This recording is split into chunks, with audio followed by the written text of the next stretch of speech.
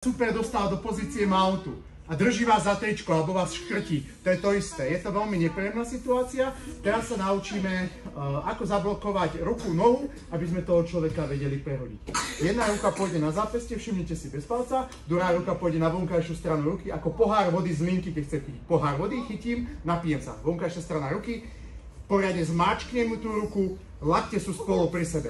Chodidlom pravej nohy zablokujem jeho nohu, aby on nevedel tú nohu vyťahnuť s týmto smerom. Druhá noha ide do stredu. Táto noha, ľavá, ide do stredu. A teraz to, čo ste robili na minulom a dnešnom tréningu. Mostík.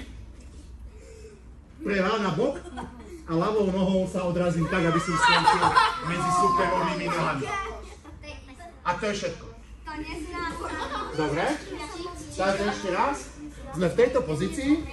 Ako náhle sa niekto ocitne na vás, chodidlá na zem, ruky k telu. Prečo musia byť chodidlá na zem? No preto, aby som vedel spraviť mostík a zhodiť ho ľahšie zo seba. Prečo ruky musia byť blízko pri rebrách? No preto, aby Kubo nevedel dať koleno pod moju pazuchu, lebo potom, keď pôjdeš vyššie, prosím, tak všimnite si, ten mostík je slabý. Hej? Naspäť, prosím.